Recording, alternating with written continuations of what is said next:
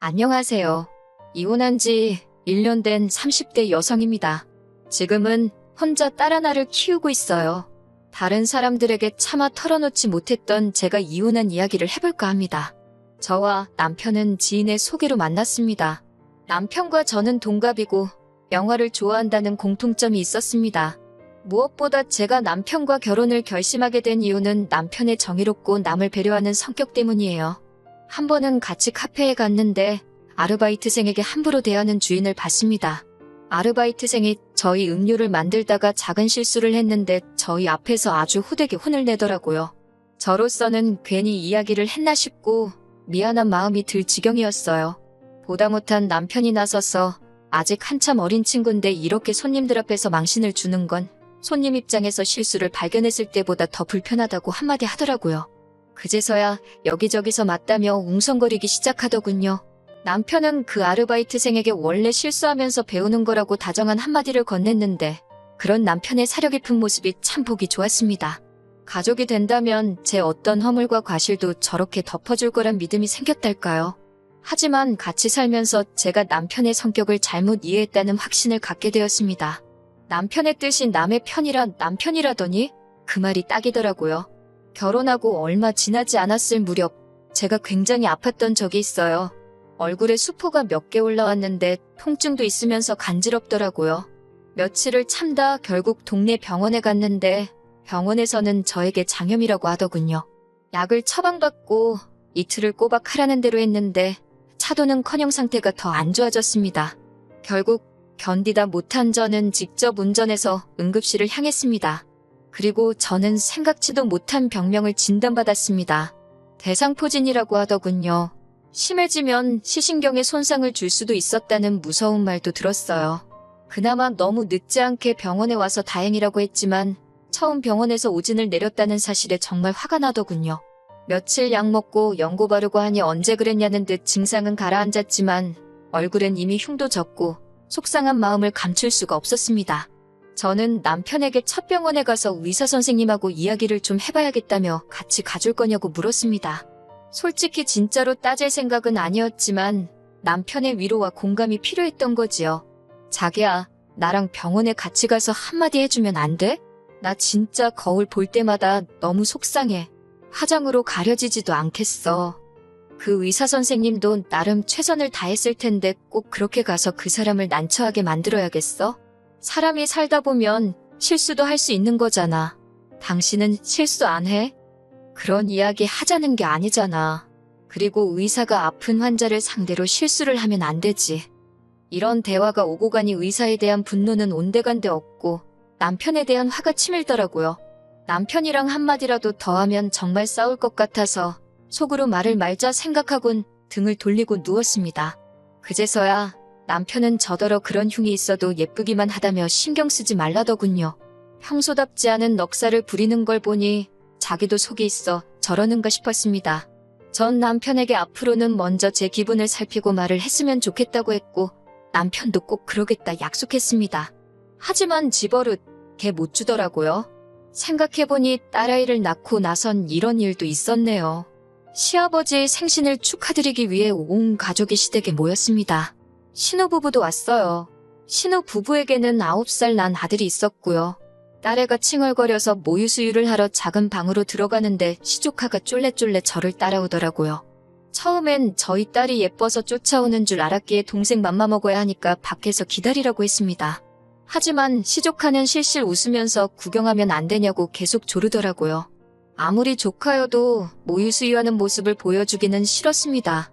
제가 안 된다고 나가라고 하니까 징징거리던 시조카가 씩씩거리면서 방 밖으로 나가더라고요. 그러던지 말던지 딸애가 칭얼거리고 있으니 마음이 급해서 방문을 잠궜습니다. 막 수유를 시작하려는데 시아버지가 방문을 쾅쾅 두드리며 방문을 열라고 하시더군요. 큰 소리에 놀란 딸은 울어대기 시작했고 시아버지는 전후 사정도 모르시면서 저에게 왜 시조카를 쫓아내냐고 화를 내셨습니다. 당혹스러운 상황에 정신이 하나도 없었네요.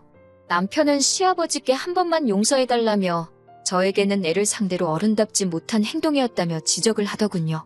시조카가 호기심이 많아서 그런 건데 천천히 알아듣게 설명을 해줘야지. 밖에서 기다리라고 하면 되냐고 훈계도 하고요. 제가 남편에게 딸이 배고파서 우는 건 눈에 안 보이냐고 물으니 애기들은 원래 항상 운다면서 배가 고픈 건지 아닌지 저더러 어떻게 아냐고 오히려 짜증을 내더군요. 일단은 시아버지의 생신날이기도 했고 분위기도 급속도로 어색해진 점에 대해서 일말의 책임감이 느껴졌습니다. 괜히 이런 일로 저나 딸이나 미움을 사는 건 아닌가 순간 걱정도 되었고요. 결국 어쩔 수 없이 일단은 시아버지께 소란을 피워서 죄송하다고 했고 시조카에게도 숙모가 무섭게 굴어서 미안하다고 사과 아닌 사과를 했네요. 그런 모습을 남편은 자기가 무슨 대단한 사건이라도 해결한 것 마냥 어찌나 뿌듯하게 바라보고 있던지 가서 한 대 때려주고 싶은 심정이었습니다. 그리고 그제서야 남편이 정의롭고 올바른 사람이 아니라 다른 사람들에게 좋은 사람으로 보이고 싶어하는 단순한 관심종자라는 걸 알게 되었습니다. 그리고 얼마 지나지 않아 저희 옆집에 부부가 이사를 왔습니다. 제가 사는 곳은 다세대 주택이었는데 소음 차단이 잘 되지 않는 곳이었어요. 그런데 알고 보니 옆집 부부가 강아지를 7마리나 키우고 있었습니다.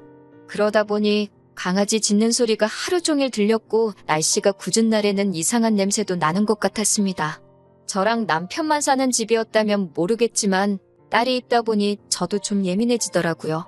특히 오밤중에 갑자기 개들이 짖기라도 하면 애가 자다가 깨버리니까 저로서는 죽을 맛이었습니다. 옆집에 한마디 해야 되겠어. 개가 짖는 게 당연하지. 개를 어떻게 짖지 말라고 해. 그럼 계속 이렇게 살라고? 우리 딸 자다가 맨날 깨는 거 몰라? 애는 원래 우는 게 당연하고 개는 원래 짖는 게 당연하지. 개 짖는 걸로도 뭐라고 할 정도면 너무 예민한 거 아냐? 이웃끼리 너무 인색하게 굴지 마. 옆집에서도 우리 애 우는 소리 때문에 시끄러워할지 누가 알아? 괜히 본전도 못 찾고 인정머리 없다는 소리 듣는다니까. 사람들이 나까지 어떻게 보겠어? 늘 주변 사람들 시선은 신경 쓰면서 와이프인 저와 딸은 괴롭던지 말던지 개의치 않는 남편이 모습에 진절머리가 나더라고요. 그리고 얼마 지나지 않아 정말 더는 이 사람이랑 못 살겠다 싶은 일이 있었습니다. 친정어머니가 손녀 좀 보여달라 하시길래 모처럼 딸을 맡겨놓고 남편과 데이트를 하러 나갔어요. 아이를 키우면서는 도통 둘이서 시간을 보낼 기회가 없었기에 모처럼 들뜬 마음이었습니다.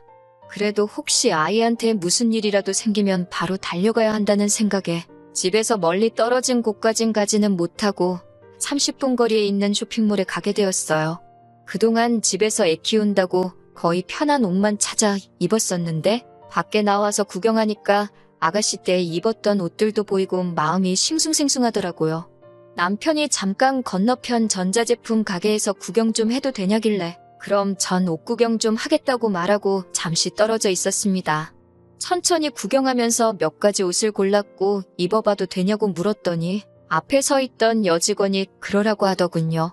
하지만 저를 훑어보는 시선이 이미 곱지가 않았기에 저도 기분이 안 좋더라고요. 심지어 제가 고른 옷 중 한 벌은 마치 빼앗아가듯 가져가면서 이건 작아서 못 입을 거라고 하더군요. 제가 옷을 편하게 입고 다녀서 그렇지 절대로 평균 이상의 사이즈도 아닌데 그렇게 나오니까 기분이 확 상하는 거예요. 그 옷 주세요. 입어보고 마음에 들면 살 거예요.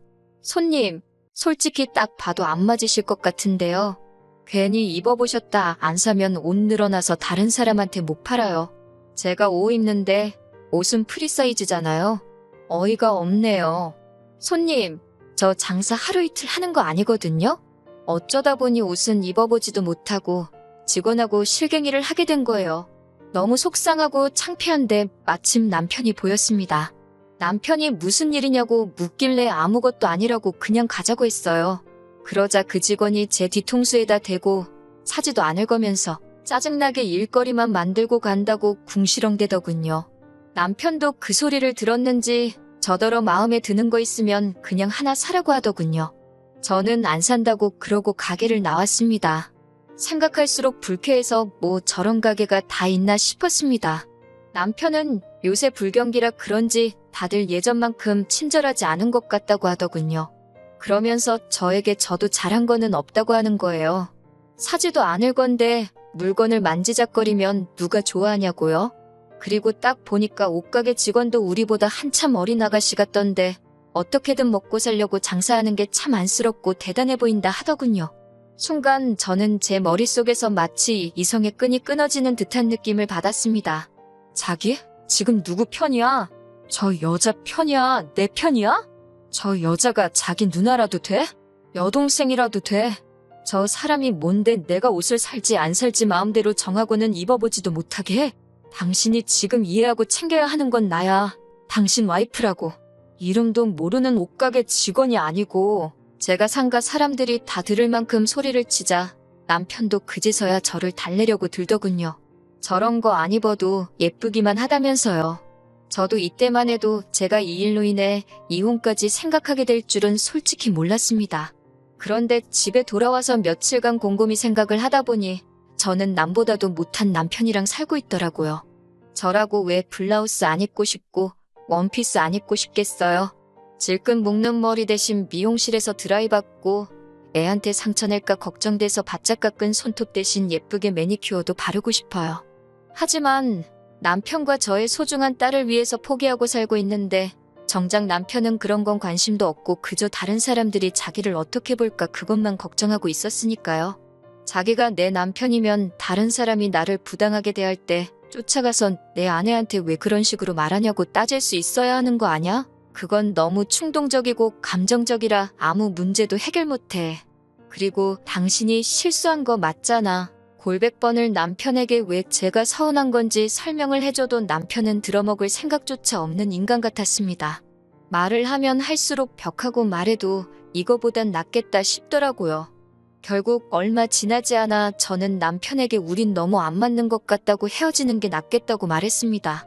마지막 순간까지도 남편은 제 기분을 살피는 게 아니라 그럼 가족들한테는 제가 이혼하자고 한 거니까 제가 나서서 이야기를 하라더군요. 그런 남편을 보면서 정말 감정이라는 게 없나 싶을 지경이었어요.